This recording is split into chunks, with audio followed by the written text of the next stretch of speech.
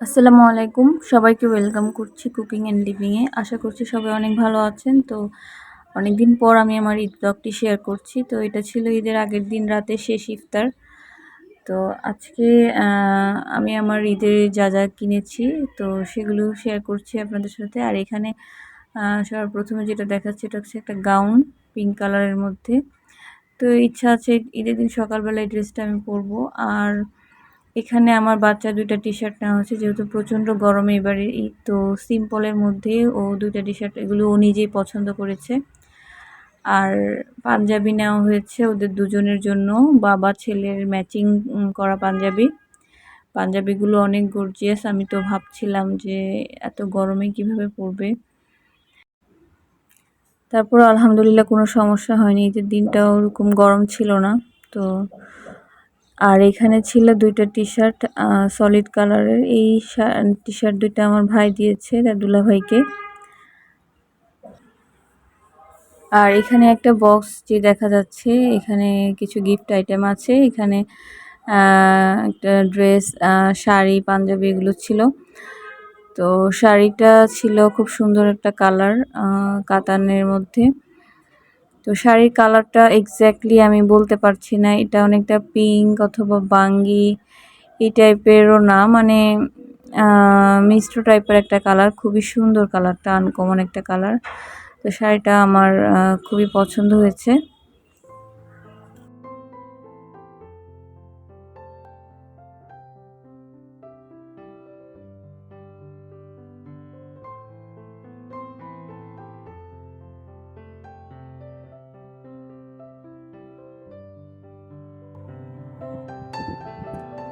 আর এটাই হচ্ছে আমার ঈদের মেইন ড্রেস, মেরুন কালারের।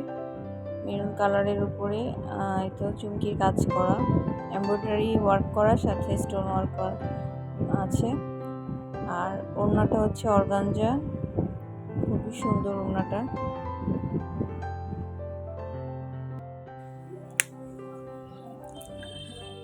তো এখন বাজে হচ্ছে ৫টা বেজে ২০ মিনিট। বলা যায় একরকম ভোর হয়ে গেছে। তো আমি কিন্তু আর সারা রাত ঘুমাইনি চাঁদ রাতে। তো অনেক রান্নাবান্না শেষ করলাম আর কি। ঈদের দিন আসলে রান্নাবান্না করাটা খুবই কষ্টকর। দেখা যায় দিনের অর্ধেক সময় শেষ হয়ে যায়। এই জন্য আমি প্রতি বছরই ঈদের আগের দিন রাতেই রান্না করে ফেলি, মানে চাঁদ রাতে। তো আজকেও তাই হয়েছে। তো আজকে রাতটা একটু বেশি হয়ে গেছে আর কি, একদম ভোর হয়ে গেছে। তো ওর বাবা বলছিল বারবার আমাকে ঘুমানোর জন্য, কিন্তু রান্না করতে করতে দেখা যায় অলমোস্ট প্রায় সকাল হয়ে গেছে। তো আমি ভাবলাম যে ঘুমালে হয়তো এখন আর সকালবেলা উঠতে আবার কষ্ট হবে, যেহেতু ওরা ৭টার দিকে মনে হয় বের হয়ে যাবে নামাজে। ৭:15টায় ওদের নামাজ। তো তারপর আমি একটু শুয়েছিলাম আর কি ঘন্টাখানিক। আর এই তো সকালবেলা বাবা ছেলে যাচ্ছে নামাজে। তো এই তো ঈদের দিন সকালবেলা সবাইকে জানাই ঈদ মোবারক আমার পক্ষ থেকে। তো নামাজ থেকে আসার পরে আসার আগেই আমি টেবিলে খাবারগুলো সার্ভ করে দিয়েছি। আর সেমাইটা অবশ্য আমি রাতে করিনি, দুধটা জাল করে রেখেছিলাম সব কিছু রেডি করে। তারপর সেমাইটা আমি সকালেই দিয়েছি। যেহেতু প্রচণ্ড গরম, নষ্ট হওয়ার একটা বিষয় থাকে। তো সকালে সেমাইটা দিলে দেখা যায় দুপুর পর্যন্ত সেমাইটা এমনিতেই নর্মালি রেখে দেওয়া যায়, খাওয়া যায়। পরবর্তীতে ফ্রিজে উঠিয়ে রাখা যাবে দুপুরের পরে। তো আর সকালবেলা এসে আর ভারী অন্য কিছু করিনি, একবারে পোলাওটা বসিয়ে দিয়েছি। পোলাওটা সকালের জন্যই আমি রাখি সবসময়। ওরা যখন নামাজে চলে যায় তখন আমি ঘরবাড়ি গুছিয়ে সব কিছু, নতুন চাদর সব কিছু দিয়ে তারপর পরিপাটি করে তারপর পোলাওটা বসিয়ে দিয়েছিলাম। তারপর এসে যে বাবা ছেলেকে খাবার দিয়ে দিয়েছি। তো ওরা খাচ্ছে, আমাকেও বলছিল খাওয়ার কথা। তো আমি তখনও গোসল করিনি, তাই আর ওদের সাথে খেতে পারিনি।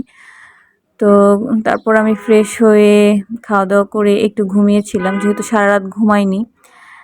তো ঘুম থেকে উঠে তারপর বাসা থেকে অনেকবার ফোন আসছিল। তারপর এই তো আমরা 4টার দিকে, মেবি হ্যাঁ 4টার দিকেই। তারপর আমাদের বাসায় যাই, তারপর গিয়ে দেখি সবাই রেডি, বাইরে বের হবে। তো ভাবলাম সবাই বললো যে ছাদে যাই, ছাদে গিয়ে ছবি টবি তুলি। তো আমরা ছাদে চলে আসলাম ছবি তোলার জন্য। তো সবাই ছবি তোলার জন্য আর কি পোজ দিচ্ছিল ওখানে দাঁড়িয়ে দাঁড়িয়ে।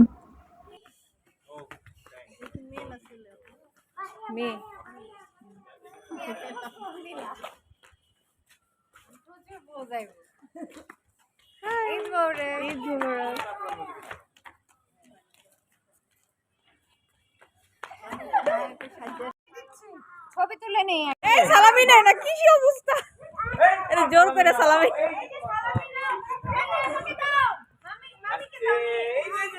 সালামি নিবে না, সালামি নিবে না। হ্যাঁ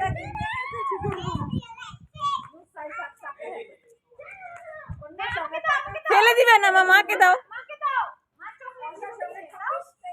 ওই যে টাকা কি করতেছে, মামা টাকা দে, মামা টাকা দে। এখানে আমার আম্মু আর আমার ভাই ছবি তুলছিল, আমিও তুলেছি। তো আগে ছবি তুলতো না। অনেক খারাপ হয়ে গেছে। এই দাও কি জোর জোর বুঝতে চলছে। যাক তাও একটা জোর জোর বুঝতে ছবি উড়াইছি। ঈদ মোবারক আপু। Thank you. আসিফ রে উড়া। কেমন আছো? Eid Mubarak. Mubarak. Looking so pretty both of you. তোমরা কথা বলতে অনেক সুন্দর লাগছে। Thank you.